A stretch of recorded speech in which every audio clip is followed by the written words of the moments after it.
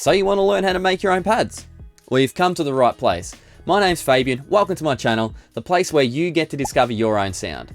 So today I'm going to show you how you can turn any sound, whether it be a vocal sample, a synth preset like a pluck or something like that, and turn it into a beautiful ambient pad that's unique to you. So these techniques are great because you can use them in any aspect of music production and they'll really help you develop your own sound. Whoa, alright, so what is it that makes a pad sound ambient?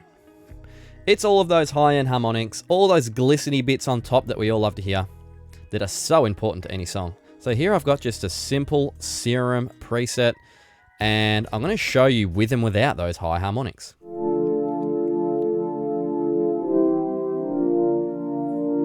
Sounds pretty boring, dull as. Add some high-end noise harmonics with the noise oscillator.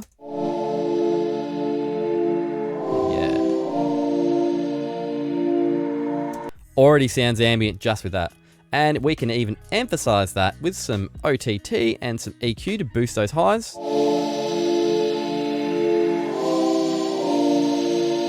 Sounding awesome. Now this technique can be used on anything. It can be used on like a respace or something like that. The best way to do this is by actually automating the cutoff of a filter to open up over some time.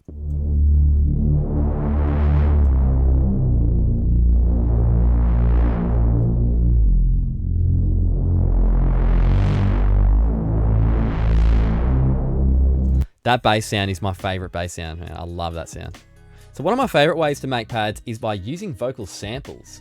And they're awesome because they already have this natural, organic vibe about them that once you layer them and everything, they sound awesome.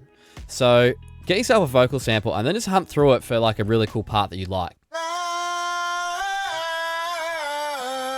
I kind of like the start, so I'm just going to duplicate that section. And then you can add some reverb and some chorus, other effects to really kind of make it unique.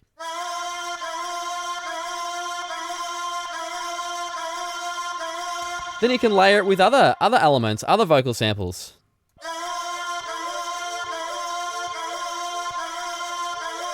Then if you really want to turn it more paddy, you can add a auto filter and do some automation to help open it up over time.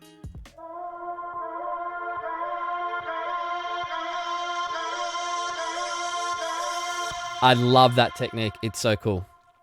So Ableton's Reverb's actually got this really cool freeze button right here. And what it does is it freezes the reverb, takes a snapshot of the reverb in place and plays it infinitely. You got to turn this reverb off or else it will just keep playing forever. And now here we have a sample of that reverb. And what we can do, we can drag that into a sampler like this and then mess with some fades, start points and some fades and things like that.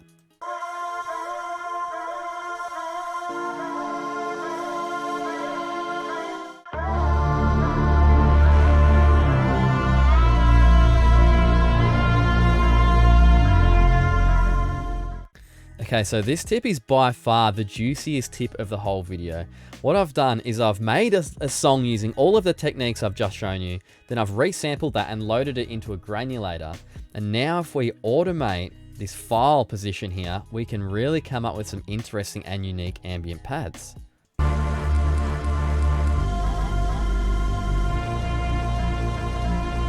Yeah.